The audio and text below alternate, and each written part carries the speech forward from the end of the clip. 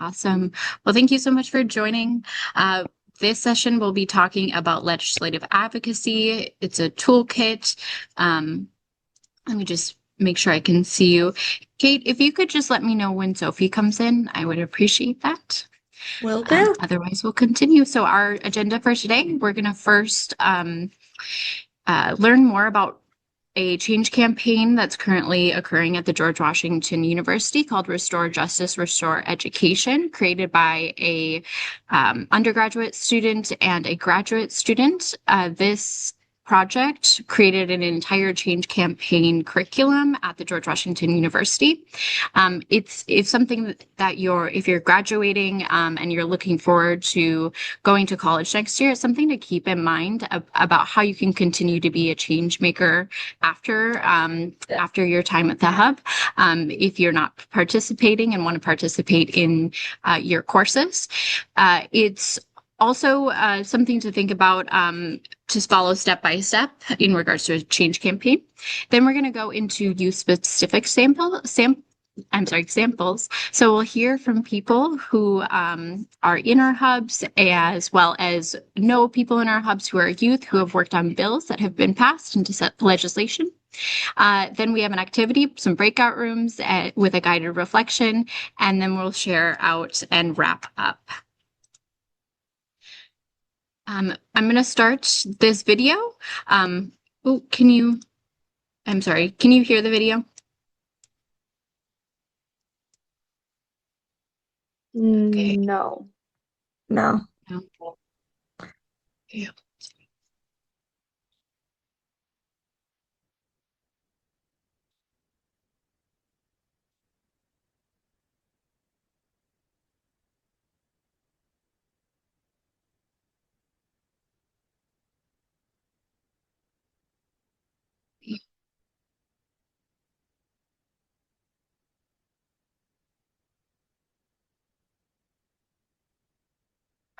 I think I fixed it. Wagner. I'm finishing up my first year in a master's program at the Yeah, George we can hear it now, Lily. Studying women's, gender, and sexuality studies with a focus in social justice. My bachelor's degree is from the University of Georgia in women's studies and international affairs with a certificate in LGBTQ studies. Hi, everyone. My name's Micaiah. I'm a senior studying computer science, bioinformatics, and health equity at the George Washington University. I'm part of the core research health lab in our medical school. And with that, I focus on structural accountability and health equity in clinical settings. I was actually able to publish an op-ed through my research lab. I'm also part of the Leap into Maternal and Childhood Health program in our School of Public Health. Today, Roni and I are going to be talking about our change campaign titled Restore Justice, Restore Education. So our change campaign focused on the school to prison pipeline and countering the school to prison pipeline with restorative justice. The school to prison pipeline can be defined as policies and practices, especially with respect to school discipline in public schools and the juvenile justice system, that decrease the probability of school success for children and youth and increase their probability of negative life outcomes, particularly through the involvement in the juvenile justice system. The school to prison pipeline can largely be made up of punitive forms of discipline, such as out-of-school suspensions, expulsion, and transference to alternative school, which leads to students being more likely to encounter law enforcement and engage with criminal activity. Restorative justice, which focuses on repair and accountability, can be defined as a philosophy designed to promote conflict resolution by permitting people to remedy the harm they caused. Now that we understand the problem and how to repair it, we can talk a bit about our campaign focus, which we split into 4 main categories. The first is to replace zero tolerance discipline with restorative practices. The second is to keep students in school to preserve instructional time, support academic success, and lower risk of future justice system involvement. The third is to change how school districts handle misbehavior, especially as it concerns subjective categories like defiance, which research shows is heavily influenced by the bias of faculty. And then finally, to expand support systems like counseling and mental health resources, since many of the behavioral issues seen are linked to unmet needs rather than intentional misconduct. So overall, we're looking to shift discipline from punishment to support. This matters because the data shows that exclusionary discipline worsens outcomes. One suspension in ninth grade increases a student's risk of dropping out from 16% to 32%. Even further, 2 suspensions increase that risk to 42%. Suspension is actually a stronger predictor of dropout than GPA or socioeconomic status, and students who drop out are 8 times more likely to be incarcerated later in life. So instead of correcting behavior, these policies are pushing students further along a pathway toward long-term disadvantage. So that's why we created our campaign. With this campaign, we were able to split it into 3 main parts. The first being our research and literature review, the second being our outreach, and the third being our actionable steps, which is the creation of our materials. So we started off with our research and literature review in order to understand the problem at a deeper level, because we know that this is not caused by a single factor. It's the result of interconnected policies, institutional practices, and structural inequities. So when we were doing our research, we defined 3 root causes of the school to prison pipeline. The first is zero tolerance policies and the war on drugs. The rationale behind zero tolerance is to punish or remove bad students so good students can learn. This is actually premised on racist stereotypes, and Black and brown students, particularly boys, are dangerous. This is all rooted back into the 1970s era war on drugs. There's also underqualified and underprepared faculty. Teachers and student resource officers are more likely to retain implicit and explicit biases against minority students and lack the tools needed to lessen these biases. This promotes higher rates of racial inequality in their academic institutions. Lastly, exclusionary discipline, such as suspension or expulsion, for trivial offenses such as excessive tardiness or dress code violations, can increase the likelihood of students' interactions with law enforcement and the justice system. By identifying the causes, we were able to also see the impacts of the pipeline, which we separated into 4 major categories. So the first is at the individual level. We saw that exclusion reduced academic success and increased the likelihood of justice system involvement. We saw that suspension nearly tripled a student's likelihood of future juvenile justice contact. Second, we looked at the community level. These patterns contributed to cycles of poverty because lower educational attainment leads to lower lifetime earnings. Third, we noticed that there were barriers to re-entry.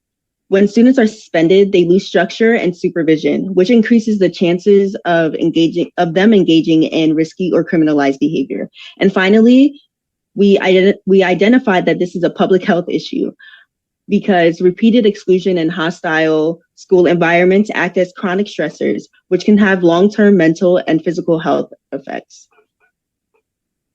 So just a few examples of evidence that change is possible are the Dignity in Schools campaign, which is a national campaign that uses policy advocacy, organizing, and leadership development. The Students Deserve organization, which centers Black students and youth voices. New York City Public Schools, who actually use restorative justice and social and emotional learning to reduce reliance on suspension. And in our own backyard, Fairfax County defines restorative justice as a formal facilitated process to repair harm.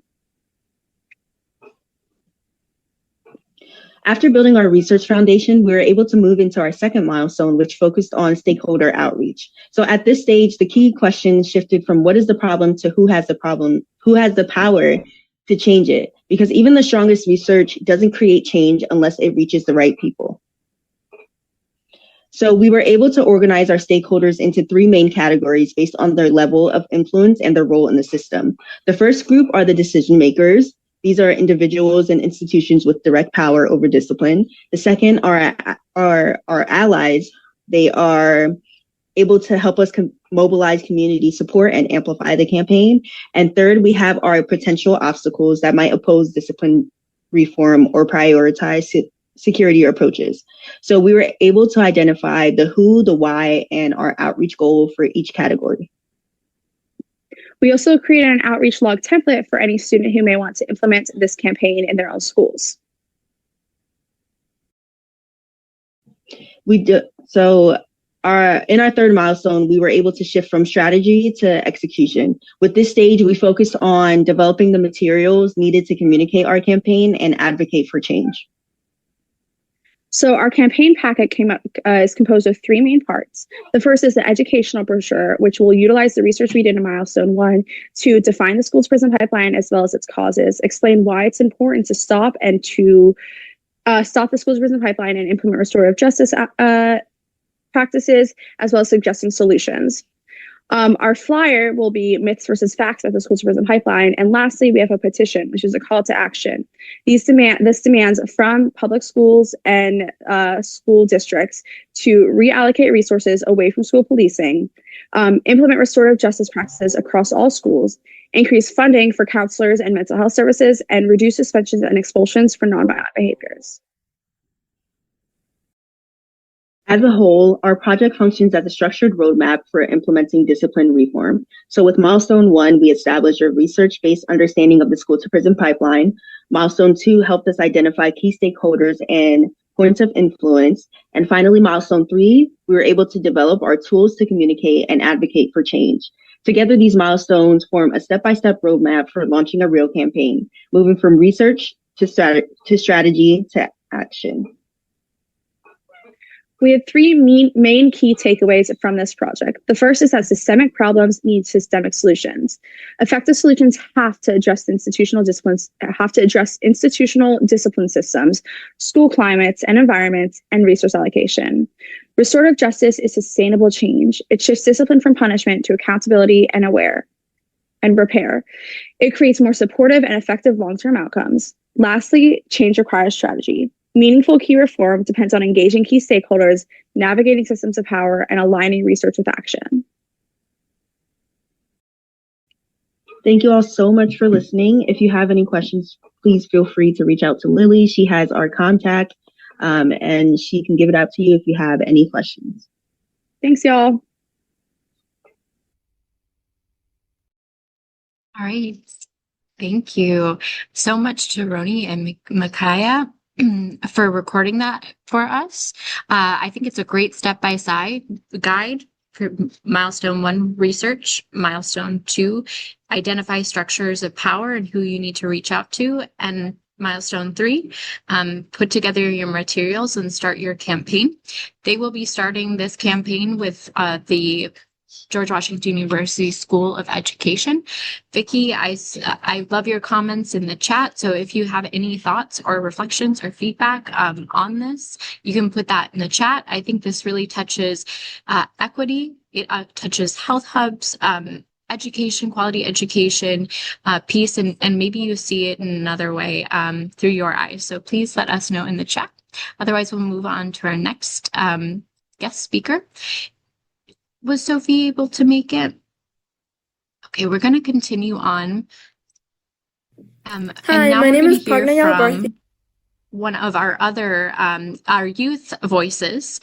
You might know Pragna. She's with these Art Ambassador, and she's going to be talking about her campaign that passed, that is either in legislation or it passed into a bill, and it is now law. So I will go ahead and start. Please let me know. Give me a thumbs up if you can hear. I'm a senior at Ralston Valley High School in Colorado, and next year I'll be attending Stanford University in the fall. Within the collab, I'm one of the teen ambassadors for the Arts Hub, and also one of the teen ambassadors for the brand new Afghan Teen Hub, which is super exciting. And today I'm going to talk a little bit about my experience with legislative advocacy work, specifically in my experience with the Colorado Youth Advisory Council, which is COYAC for short.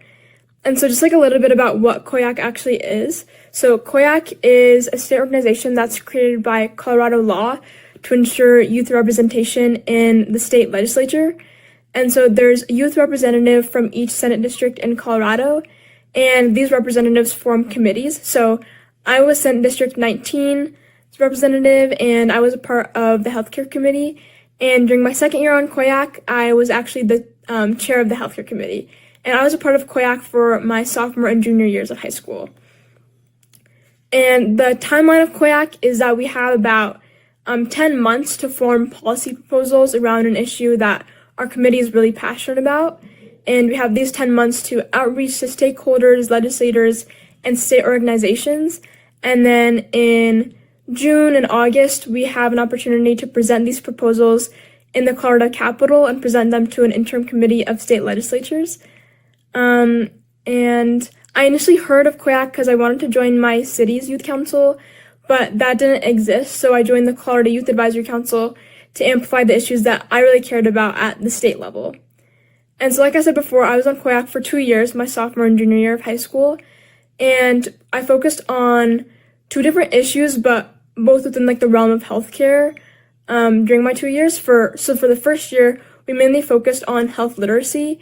And so the healthcare committee realized that, as we were moving on to college and like the next phases of our lives, there was a need for increased education about how to navigate the healthcare system, especially for youth without reliable support systems. And the way that we really framed our thinking about the subject was creating problem and solution statements. And so we formed these problem and solution statements by reaching out to state health organizations, medical professionals, legislators, hospitals, and school-based health centers, which I'll talk a little bit more about later.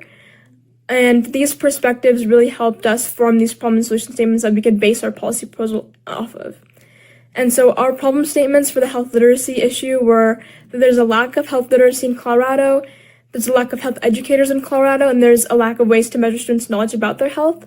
And so our solution for that problem was to create a health literacy oversight panel with both youth and health educators to gauge current health literacy deficits and to collaborate with government organizations and work with school districts to improve health literacy organization and education. And then our second solution for the lack of health literacy was to implement health literacy resources. So this could be like educational packets or like videos to help students learn more about health literacy. And we would put these educational materials in school-based health centers, which are medical clinics that offer healthcare to children and youth on school grounds, just to make all these materials more accessible for students across the state. And so we took these ideas to the interim committee in June, and the legislators were super supportive of our idea and in advance to the legislative session, but especially with funding cuts in Colorado, it was really hard to pass anything that legislative session, so we're still fighting for this bill to continue and to progress. And then my second year of COIAC, my committee tackled public health and environmental hazards, as well as rural accessibility to healthcare. And so with the public health section of our proposal, our main problem statement was that Colorado youth are not adequately informed of public health concerns and environmental hazards, and also that individuals with disabilities are more susceptible to the effects of these hazards as well. And so the main solutions that we formulated to address these concerns was an emergency preparedness task force. So this would be a volunteer group that would go around to schools and community centers to inform youth about mitigation strategies for environmental hazards and how to be prepared in the face of an environmental hazard. And also a youth publication program in which youth are paired with a mentor that is an expert in the field that they're interested in, and they get to form a research project around a public health issue and then present their solutions to a public health issue to state organizations and legislators and stakeholders as well. And the second half of our proposal for that year was rural health accessibility. And so we recognized that there was a need for transparency around medication and healthcare options, and also that rural youth in Colorado face barriers to healthcare access.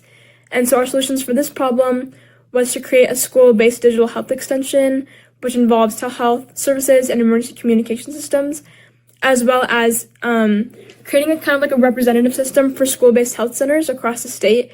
So each school-based health center would have like a youth representative to represent that school-based health center at the statewide level, which kind of like minimizes the barriers between rural and urban areas in Colorado and ensures that every region has a voice in terms of health issues. And through this process, I had the amazing opportunity to meet so many motivated peers and legislators as well, which I take inspiration from in terms of advocacy. So I had the opportunity to meet my state legislators, especially like Senator Marchman, Senator Winter, Representative Vigil, and Representative Brown, who were really inspiring, and I continue to hope to be like them to improve health outcomes for Coloradoan citizens. And there were also definitely some roadblocks in terms of forming these COIAC policy proposals. I think the main thing was funding cuts. So actually COIAC itself was going to be cut due to these funding cuts, but due to testimonies from our members and from legislators, it was renewed. But now we have like this reduced budget and reduced resources, but we're still able to offer recommendations to policymakers, which is a relief for sure. My favorite memory throughout Koyak was definitely the day at the Capitol, and that was a day where we just got to sit in committee meetings in our state capitol and meet legislators and just get to see like the inner workings of how things work at the Capitol for one day, and I think that was just like really cool to see how everything works. I would say like in the future for legislative advocacy, Koyak was a very structured organization with a very structured timeline, and I think this is very good for getting the swing of things and how legislative advocacy works. I would say if you're interested in advocating by yourself and like separate, like independently of an organization, I would recommend joining an organization first to understand how everything kind of works and how everything is put in place, and then moving at your own pace, moving forward from that point. Some advice that I have for people that are interested in legislative advocacy is don't underestimate yourself. In Koyak, we were, like high schoolers giving recommendations to state legislators, and at times that could be a little bit daunting. But I think the main thing to remember is that everyone has a unique set of experience and perspectives to bring to the table. So you are valued and your perspective is valued as well. Another thing would be to use your resources. So don't be afraid to look up your local representatives and senators and reach out to them about an issue that you're passionate about. Also Google opportunities to get involved. There's so many out there. You just have to look for them. Also, once you are on the path to advocacy, make sure to reach out to like a wide variety of organizations, like state organizations, legislators, key stakeholders, and people who have been personally impacted, just to get like a nuanced perspective on the issue that you're passionate about, and hopefully get more information to base your solutions off of. In the future, I'm definitely looking forward to doing more legislative advocacy, especially surrounding health equity and sustainability as well. And my time with the co-op has definitely, for sure, helped with that goal. And in college and beyond, I'm super looking forward to continuing this journey. Thank you. Awesome. I love Pragna's words that each of us have a perspective and each of us can get involved and share our perspective, and it makes our legislative system stronger. It makes our community stronger. So I hope that you had that takeaway too. I'm also hearing a lot of structure. So this sounds very structured, the process of legislative advocacy. I'm also interested to know how you all have got involved.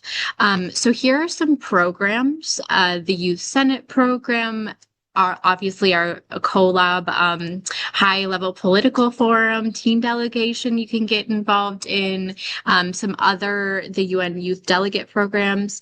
These are programs that you can Google, like Pragna said, you can look into and think about to start legislative advocacy, to build that structure so that you can go on and create a change campaign. If you have participated in any of these organizations, please put in the chat what your experience was, maybe a highlight, maybe what you would do next time. So now we're going to move on to our breakout rooms. I believe we have about 10 minutes for the breakout rooms. Yep. Perfect. So what you're going to do is Kate is going to put the link in the chat. And it's a activity where you rank and defend some of the legislative activities we've heard about today and some others that kind of exist. You'll talk about that on the first slide. And the second slide, if you finished by the time that the 10 minutes is over, you can go through some of the reflection questions. We'll come all back together and we'll share what we thought the most valuable priority is in legislative advocacy, as well as any takeaways or learnings from our presentation. So, Kate, will you put them in breakout rooms? Yeah, great. Yep, I will put them in breakout rooms, and I'll put the link in each of the breakout rooms. Thank you. Great. See you in 10 minutes. Yep. Thank you, Lily. That was great. Thank you, Kate. Okay, we've got 10 more minutes, so let's have these conversations.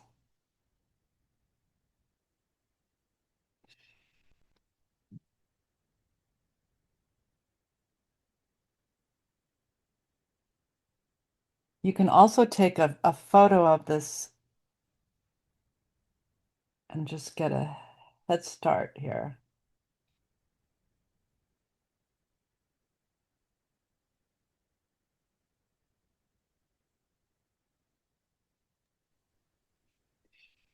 And really figured out my feedback issue. It's just low. So sorry. I'm kind of distracted. I'm hearing myself back on my ears. Is this our breakout room? Did she put it into like 3 groups? Yeah, they're in breakout rooms already. So this is our room. Mm-hmm. We're outside of the breakout room. Oh, we're not in the breakout room right now? Mm-hmm. No, I'm gonna let them chat and pop in. Oh, okay.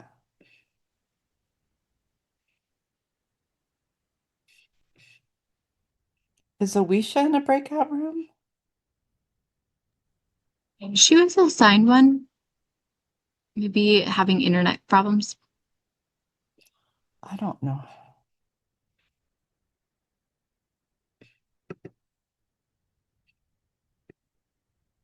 Oh, so you have to go to the... Hello, welcome back, everyone. I'm super keen to hear your thoughts before we wrap up.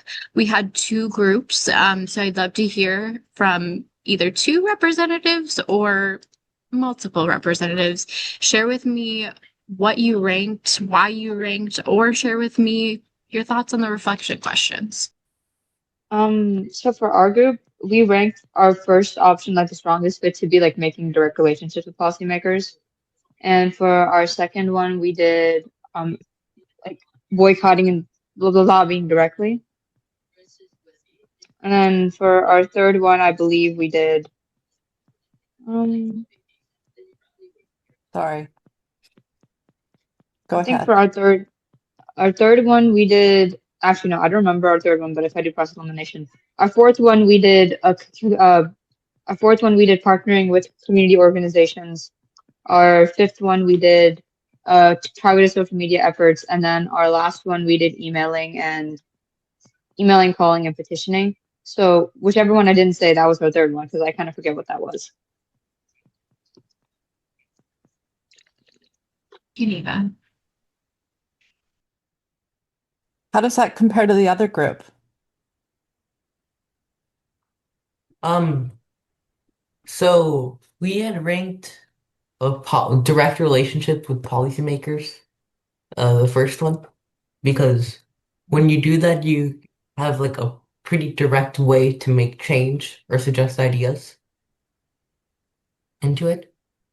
And then we followed with targeted social media efforts, because that's something that youth are pretty good at. And then third, we thought about policy research and data. Because even though you're youth, data is still very important. Mohammed, do you want to finish the other 3? Yeah, I think it was pretty similar, except for our second one, we did boycotting instead, because like we thought if we could get all it, like I feel like teens are way better at like organizing ourselves together, because we could do a lot better with boycotting that way.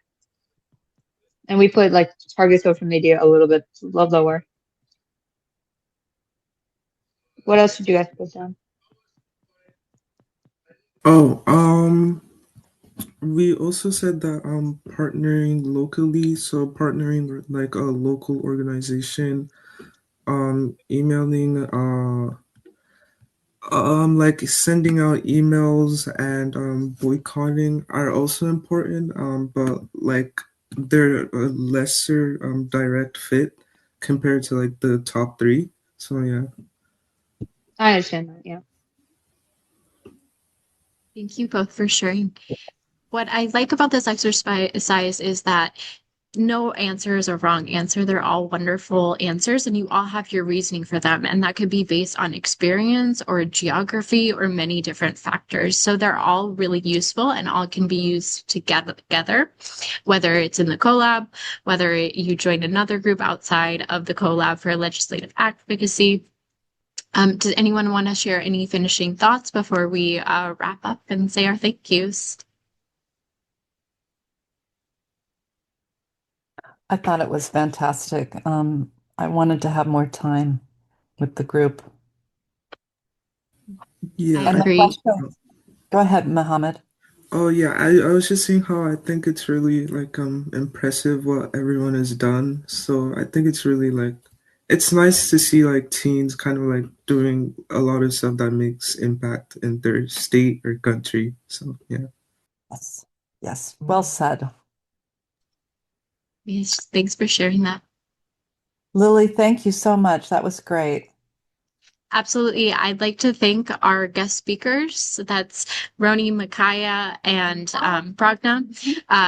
This recording is going to be available. I'm not sure if the slideshow is going to be available, but we have more information in the slideshow that can be maybe put into Slack, and that so you can follow along for a later project or think about those organizations to join in the future. Otherwise, I'm so grateful for your Saturday morning, evening, afternoon. Please let me know if you have any questions or want to connect to any of the guest speakers. I'll put my email in the chat. But thank you. Thank you for your active participation. Okay, and I want to thank everybody, thank Lily and also Rania for helping to organize this. We're going to stop recording and